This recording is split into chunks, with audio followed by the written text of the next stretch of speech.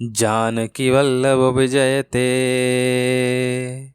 नमो राघवाय।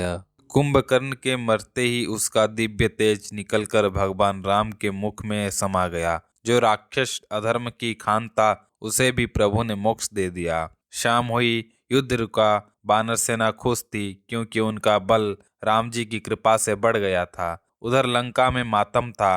रावण अपने भाई का सिर देखकर रो रहा था। तब मेघनाद ने आकर अपने पिता को दिलासा दिया कि पिताजी, कल आप मेरा बल देखना, मैं कल ही उनका अंत कर दूंगा। अगले दिन फिर से दोनों सेनाएं आमने सामने खड़ी हो गई। कुंभकर्ण के मरने के बाद मेघनाद अपने मायावी रथ पर सवार हुआ।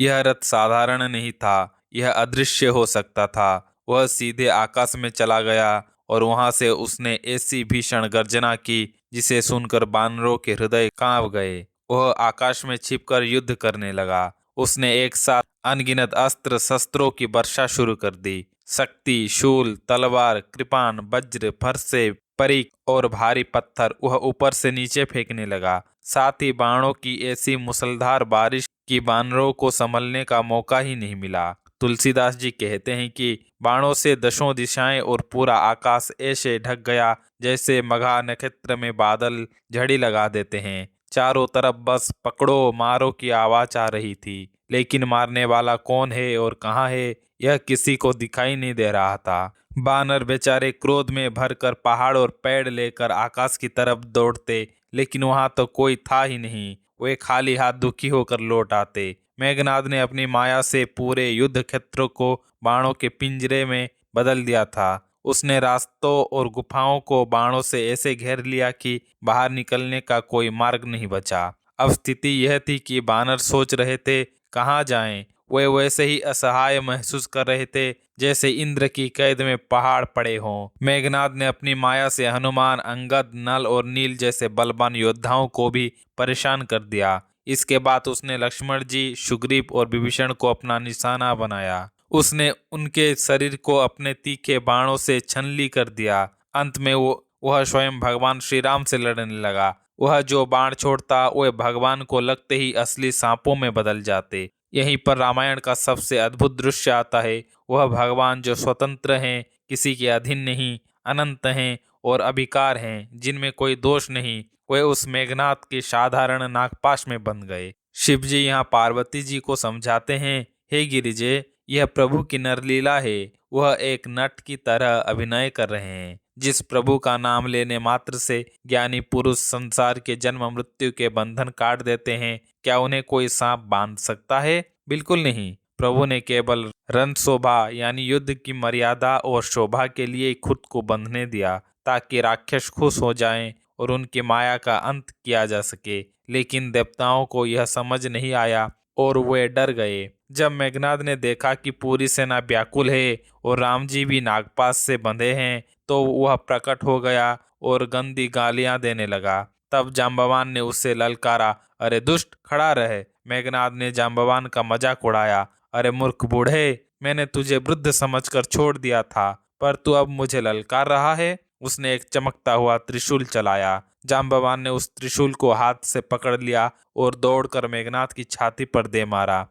वह देवताओं का शत्रु मेघनाद चक्कर खाकर गिर पड़ा। जाम्बवान का क्रोध शांत नहीं हुआ।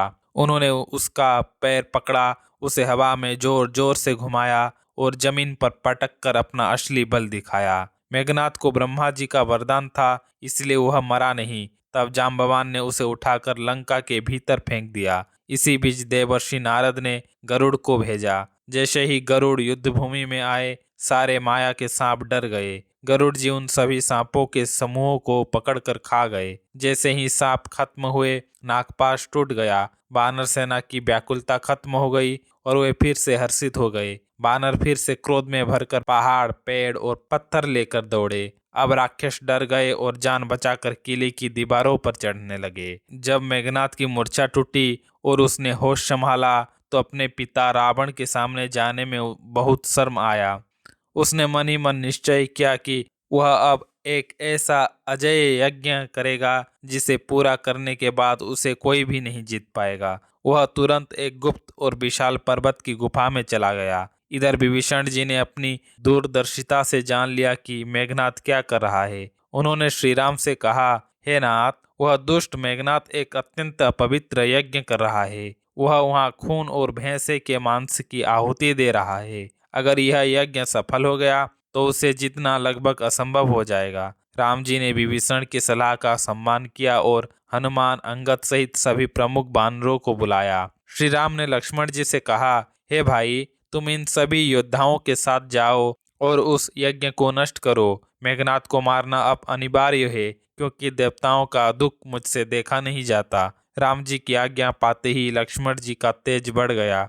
उन्होंने अपनी कमर में तरकस कसा और धनुष हाथ में लिया। लक्ष्मण जी ने भगवान के चरणों में सिर नवाकर एक भीषण प्रतिज्ञा की, हे प्रभु, अगर आज मैं उसे बिना मारे वापस आऊं तो मैं आपका सेवक नहीं कहलाऊंगा। चाहे 100 शिव भी उसकी मदद के लिए आ जाएं, आज वह मेरे हाथों नहीं बचेगा। इसके बाद लक्ष्मण जी हनुमान और अंगद जैसे वीरों के साथ चल पड़े। जब वानर सेना गुफा में पहुंची तो उन्होंने देखा कि मेघनाथ आंखें बंद किए घृणित आहुतियां दे रहा है। वानरों ने तुरंत यज्ञ को तहस नहस कर दिया। मेघनाथ फिर भी उठा नहीं तो वानरों ने उसे चिढ़ाया और अंत में उसके बाल पकड़कर उसे लातों से मारने लगे। जब मेघनाथ का धैर्य टूट गया तो वह त्रिशूल लेकर दहाड़ता हुआ बाहर निकला। उसने हनुमान और अंगद की छाती पर त्रिशूल से प्रहार किया, जिससे वे क्षण भर के लिए गिर पड़े। फिर उसने वही त्रिशूल लक्ष्मण जी की ओर फेंका।